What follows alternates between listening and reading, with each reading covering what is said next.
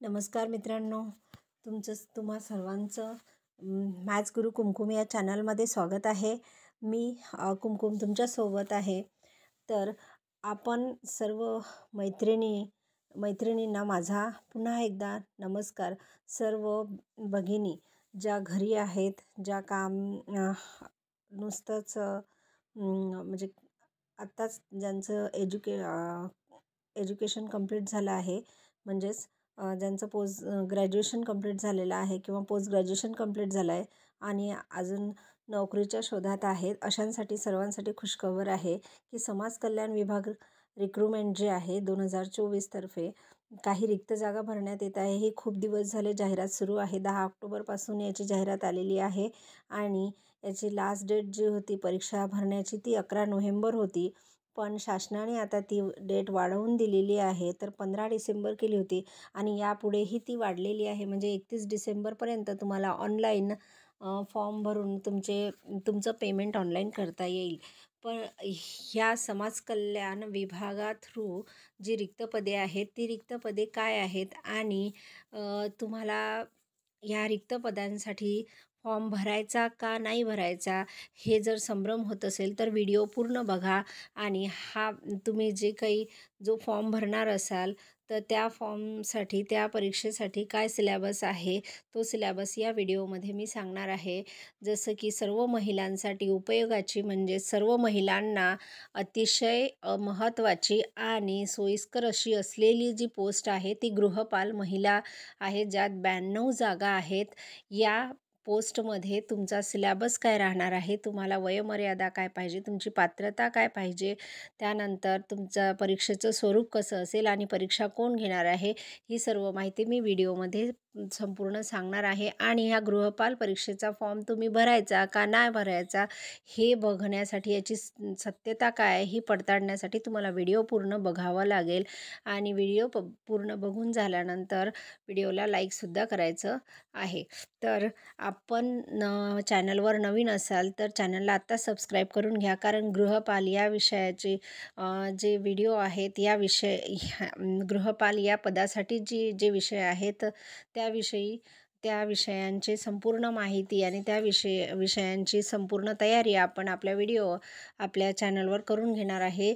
त्यासाठी नवीन व्हिडिओ बघण्यासाठी तुम्ही आत्ता चॅनलला सबस्क्राईब करून घ्या आणि आपल्या मित्रांनासुद्धा शेअर करा, आपल्या मैत्रिणींनासुद्धा शेअर करा, आपल्या बहिणींना, आपल्या नातेवाईकांमध्ये ज्याही महिला होतकरू असतील, ज्यांना सरकारी नोकरीमध्ये जाण्याची इच्छा असेल, त्यांना हा व्हिडिओ तुम्ही नक्कीच शेअर करा। तर बघा, पहिला जो आहे वरिष्ठ समाज कल्याण निरीक्षक, याच्यासाठी 5च पदे आहेत, त्यामुळे आपण त्याकडे न वळता गृहपाल महिला याकडे वळूया। गृहपाल महिला, फक्त यात महिलांची स्पर्धा असणार आहे आणि याच्यासाठी 92 जागा आहेत तुम्हाला। तर ह्या 92 जागेसाठी तुम्ही फॉर्म भरू शकता आणि गृहपाल सर्वसाधारणमध्ये सुद्धा तो येईल। गृहपाल सर्वसाधारणमध्ये पुरुष आणि महिला दोन्हीही असतील। त्यानंतर समाज कल्याण निरीक्षकाच्या 39 जागा आहे, उच्च श्रेणी लघुलेखकाच्या 10 जागा आहेत, निम्न श्रेणी लघुलेखकाच्या 3 जागा आहेत, लघु टंकलेखकाच्या 9 जागा आहेत। एकूण समाज कल्याण विभाग महाराष्ट्र पुणे आयुक्तालय जे आहे ते एकूण 219 रिक्त जागा भरणार आहेत। या जागेमध्ये पुन्हा वाढ होण्याची शक्यता आहे। बघा, जेव्हा जाहिरात आली तेव्हा तुम्हाला जाहिरातमध्ये तुम्हाला अर्ज करण्याची जी शेवटची तारीख होती ती 11 नोव्हेंबर 24 दिली होती, पण आता ती तारीख वाढवून आलेली आहे, 31 डिसेंबर 2024 आलेली आहे। आणि अर्ज करण्याची पद्धत जी आहे ती ऑनलाईन आहे। नोकरीचे ठिकाण जे आहे ते पुणे आहे। त्यानंतर अधिकृत वेबसाईट जी आहे ती वेबसाईट तुमची http://sjsa म्हणजे समाज कल्याण महाराष्ट्राची गव्हर्नमेंट वेबसाईट आहे। अधिकृत वेबसाईट संकेतस्थळावर जर तुम्हाला भेट द्यायची असेल तर www.sjsa महाराष्ट्र गव्हर्नमेंट इन यावर तुम्ही भेट द्यायची आहे। भरतीची जाहिरात पाहण्यासाठी तुम्ही या संकेतस्थळावर क्लिक करायचं आहे आणि ऑनलाईन अर्जसुद्धा भरायचा आहे। ठीक आहे, त्यानंतर तुमची तुमचं जे वयोमर्यादा आहे ती वयोमर्यादा तुमची काय असणार आहे, तर अर्ज करणाऱ्या उमेदवारांचे वय 31 ऑक्टोबर 2024 रोजी किमान 18 ते कमाल 43 वर्ष पाहिजे. यामध्ये वयानुसार नियमानुसार तुमची जी काही सवलत आहे ती तुम्हाला मिळणार आहे. परीक्षेची फी जी आहे, जी ओपन कॅन्डिडेट असतात, खुला प्रवर्ग असेल त्यासाठी 1,000 रुपये. तर राखीव श्रेणी जी म्हणजेच OBC, इतर मागासवर्गीय, त्यानंतर SC ST VJT NT ह्या सर्वांसाठी 900 रुपये फी आहे. तर महिलांसाठी सुद्धा 900 रुपये फी आहे. बघा, आता यामध्ये पगार काय असणार आहे, तुमचा पगार कसा असणार आहे, तर यामध्ये तुम्हाला जे पगार मिळणार आहे तो गृहपालसाठी बघत आहे आपण. तर गृहपालसाठी तुम्हाला अधीक्षक महिला यांच्यासाठी स्तर 9-14 म्हणजेच 38,600 ते 1,22,800 पर्यंत तुमचा पगार जाणार आहे. म्हणजे इथे तुम्हाला स्टार्टिंगलाच तुमचं जे बेसिक वगैरे आहे त्यानुसार तुम्हाला 40 ते 45 हजाराच्या दरम्यान पगार सुरू होणार आहे. त्यामुळे ही संधी गमावू नका. ह्या संधीचं सोनं करा. आणि तुम्हाला जर असं कोणी सांगत असेल की हा फॉर्म भरू नका, तर अजिबातही असं करू नका. त्यासाठी तुम्ही फॉर्म भरायचा की नाही भरायचा यासाठी हा व्हिडिओ पूर्ण बघा.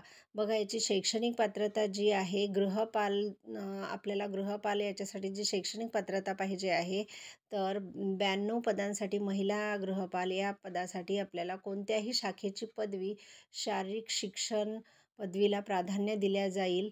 त्यानंतर MSCIT किंवा समकक्ष संगणकार्हता असावी, म्हणजे MSCIT झालेलं असावं आणि कुठल्याही शाखेची पदवी असावी. कोणत्याही शाखेची पदवी, शारीरिक शिक्षण. आता हे शारीरिक शिक्षण का बरं म्हटलेलं आहे, तर तिथे गृहपालाचं काम जे आहे ते एका PT मास्तरसारखंच असतं. त्याच्यामुळे तिथे शारीरिक शिक्षण ही पदवी महत्त्वाची दिलेली आहे.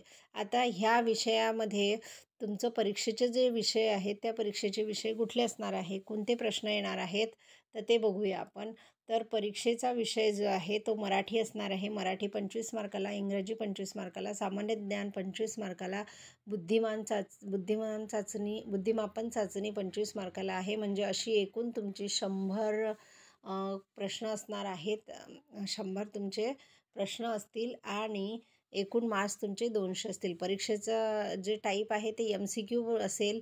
या परीक्षेचं निगेटिव्ह मार्किंग तुम्हाला नसणार आहे. निगेटिव्ह मार्किंग नाही म्हणजे खूप बेनिफिट आहे आपल्याला. एकूण प्रश्न 100 असतील आणि मार्क्स 200 असतील. आता याचा अभ्यासक्रम कसा आहे, मराठीचा अभ्यासक्रम काय आहे बघा. मराठीमध्ये तुम्हाला काय विचारलं जाईल, तर नवीन आता जी ही एक्झाम आहे, ही एक्झाम तुमची TCS घेणार आहे. त्यामुळे TCSनी आपला पॅटर्न चेंज केलेला आहे आणि TCSनी जो पॅटर्न चेंज केला आहे त्यानुसार तुम्हाला जास्तीत जास्त पर्याय येतील आणि त्यामध्ये तुम्हाला पॅरेग्राफवरून 5 क्वेश्चन तुम्हाला विचारल्या जातील. तुमच्या ग्रामरकडे कमी लक्ष दिल्या जाणार आहे. तरी पण ग्रामरमध्ये जो काही विचारला जाणार आहे त्यामध्ये समानार्थी शब्द, अभ्यासक्रम, त्याच्यानंतर अभ्यासक्रम म्हणजे काय, तुमच्या 6वी ते 10वीपर्यंतचे जे अभ्यासक्रम आहे त्यावर आधारित जे लेखक आहेत हे विचारल्या जातील. शब्द, विरुद्धार्थी शब्दसुद्धा 30 लेव्हल राहणार आहे. तुम्हाला हायस्कूलचीच लेव्हल राहणार आहे. काळाचे प्रकार, त्यानंतर शब्दांचे प्रकार, नाम, सर्वनाम, क्रियाविशेषण, क्रियापद, विशेषण, विभक्ती, संधी, संधीचे प्रकार, म्हणी, वाक्यप्रचार, अर्थ, उपयोग आणि शब्दसमूहाबद्दल एक शब्द. हे अशा प्रकारचे तुम्हाला हा जो सिलॅबस आहे तो सिलॅबस असणार आहे. आता या सिलॅबसचा प्रत्येक याचं विश्लेषण आपण घेणार आहे. समानार्थी शब्द, अभ्यासक्रम, त्याच्यानंतर शब्द विरुद्ध शब्द, शब्दांच्या विरुद्ध शब्द, जसं की रात्र आहे तर दिवस, काळा आहे तर गोरा, त्याच्यानंतर काळ व काळाचे प्रकार, जसे काळ किती आहे, 3 काळ आहे. वर्तमान काळ, भूतकाळ, भविष्यकाळ. आणि काळाचे प्रकार किती आहेत, तर एकूण 12 प्रकार आहेत, है ना. शब्दांचे प्रकार, त्याच्यानंतर नाम, सर्वनाम. आता नाम म्हणजे काय, सर्वनाम म्हणजे काय, क्रियाविशेषण म्हणजे काय, त्याच्यानंतर क्रियापद म्हणजे काय, विशेषण म्हणजे काय, विभक्ती म्हणजे काय, संधीचे प्रकार, म्हणी जसं म्हणीमध्ये आपण बघूया की गाढवाला गुळाची चव काय, है ना. अशा प्रकारच्या म्हणी तुम्हाला येतील. तिथे ओळखायला सांगतील वाक्यप्रचारांचे, त्याच्यानंतर अर्थ, उपयोग आणि शब्दसमूहाबद्दल तुम्हाला एक शब्द लिहायचा आहे. हा झाला मराठीचा सिलॅबस. त्यानंतर इंग्रजीमध्ये तुम्हाला इंग्रजीमध्ये जे काही टॉपिक आहे त्या टॉपिकवर तुम्हाला जास्तीत जास्त जो भर दिलेला आहे तो भर व्होकॅब्लरीवर दिलेला आहे. यावेळेस TCSनी व्होकॅब्लरीला भर दिलेला आहे. बाकीचं ग्रामर कमी विचारणार आहे, पण व्होकॅब्लरीवर जास्त भर दिलेला आहे. त्यामुळे तुम्हाला व्होकॅब्लरी चांगली करायची आणि 25 पैकी तुमचे जे 25 क्वेश्चन आहेत ते पूर्ण बरोबर आणायचे आहेत. म्हणजे तुमचे 50 मार्क तुम्हाला घ्यायचे आहे. कारण या परीक्षेमध्ये तुम्हाला 45% पाहिजेत, जेणेकरून तुम्ही लिस्टमध्ये लागाल. तर बघा व्होकॅब्लरी, त्याच्यानंतर सिनॉनिम्स, अँटॉनिम्स म्हणजे समानार्थी शब्द आणि विरुद्धार्थी शब्द, प्रोव्हर्ब्स आहेत, त्याच्यानंतर tenses, kinds of tenses, question tag, use the proper form of the verb आणि spot the error, verbal comparison, passage etcetera. त्याच्यानंतर spelling, sentences, structure, one word substitution, phrase, article, preposition, spelling, punctuation, expression आणि simple sentence structure आणि grammar. हे जे आहे हे सगळं ग्रामरमध्ये तुम्हाला येणार आहे. तर इंग्लिशमध्ये काही हार्ड नाही. तुम्हाला TCS जेव्हा विचारते ना, TCSचं ग्रामर खूप सोपं असतं. त्याच्यामुळे तुम्ही याच्यामध्ये 50 मार्क्स तुम्ही घेऊ शकता. म्हणजे तुमचे 25 आउट ऑफ 25 क्वेश्चन तुमचे बरोबर येऊ शकतात. राहिलं मराठी आणि इंग्लिशच्या ग्रामरमध्ये तुम्ही आउट ऑफ मार्क्स घेऊ शकता. त्यानंतर बुद्धिमापन चाचणीमध्ये कमालिका, त्याच्यानंतर अक्षरमालिका, वेगळा शब्द, अंक ओळखणे, समसंबंध, अंक, अक्षर, आकृती, वाक्यावरून निष्कर्ष, वेन आकृती आणि किती लवकर अचूकपणे. बघा उमेदवार काही क्वेश्चन तुम्हाला असे विचारले जातील की अचूकपणे उत्तर कसं देऊ शकतो, कारण तुम्हाला तिथे वॉर्डनचं काम करायचं आहे. तर तिथे तुम्हाला योग्य त्या वेळेला योग्य तो निर्णय घ्यायचा आहे, मुलांना सांभाळायचा आहे. त्यामुळे अशा टाईपचे क्वेश्चन तुम्हाला विचारले जातील. उपयोजनात्मक प्रश्न ज्याला आपण म्हणतो. ठीक आहे. सामान्य ज्ञान हा 25 मार्काला राहणार आहे. ह्यामध्ये तुम्हाला दैनंदिन घटना, इतिहास, भूगोल, नागरिकशास्त्र, चालू घडामोडी, त्या क्रीडा, साहित्यविषयक, भारतातील व महाराष्ट्रातील, त्याच्यानंतर भारतीय अर्थव्यवस्था, भारतीय राज्यघटना, संगणक, माहिती तंत्रज्ञान, आर्थिक सुधारणा व कायदे, खरेदी प्रक्रिया. आता ह्यामध्ये तुम्हाला दैनंदिन घटना ज्या आहेत त्या दैनंदिन घटना आज किंवा कालच्या नाही येणार, तर तुम्हाला 3 महिन्याच्या अगोदरच्या घटना विचारल्या जातात. त्यानंतर इतिहासामध्ये पूर्ण 6वी ते 10वीपर्यंतचं जे इतिहास आहे ते इतिहास तुम्हाला वाचून काढायचा आहे. त्यामधीलच इतिहास तुम्हाला येणार आहे. त्यानंतर भूगोलसुद्धा तुम्हाला 6वी ते 10वीचं वाचून काढायचं आहे. नागरिकशास्त्रसुद्धा तुम्हाला 6वी ते 10वीचंच वाचून काढायचं आहे. पूर्ण हायस्कूलचा सिलॅबस जो आहे तो प्रिपेअर करायचा आहे. चालू घडामोडी, त्याच्यानंतर क्रीडा व साहित्यिक विषय, भारतातील व महाराष्ट्रातील आपल्याला पाहिजे. त्यानंतर भारतीय अर्थव्यवस्था, भारतीय राज्यघटना, संगणक, माहिती तंत्रज्ञान आणि आर्थिक सुधारणा व कायदे. अशा प्रकारे तुम्हाला याविषयी माहिती घ्यायची आहे. म्हणजेच काय की तुमचा जो सिलॅबस आहे तो सिलॅबस तुमचा अशा प्रकारे राहणार आहे. एक टॉपिक तुम्ही करायला घ्यायचा आहे आणि तुमची एक्झाम जी आहे ती एक्झाम लवकरच होणार आहे. जर शासनाच्या शासनाने जर ठरवलं, म्हणजेच TCSच तुमची परीक्षा घेणार आहे. आणि TCS काय करते की परीक्षा भरून झाल्यानंतर जास्तीत जास्त 1 महिन्यामध्ये परीक्षा अरेंज करून देते आणि परीक्षा घ्यायला सुरुवात करते. तर त्यासाठी आपण तयारीला आजच लागायचं आहे. आणि तयारी करताना आपल्याला ज्याही गोष्टीची जर आवश्यकता भासत असेल, तुम्हाला जर असं वाटत असेल की याचा व्हिडिओ घ्यायचा, या विषयाचा व्हिडिओ घ्या, त्या विषयाचा व्हिडिओ घ्या, तर तुम्ही कमेंट बॉक्समध्ये मला सांगू शकता. कमेंट बॉक्समध्ये मला चॅट करू शकता की आम्हाला काय अडचण आहे, तर मी तुमची क्वेरी सॉल्व करेल.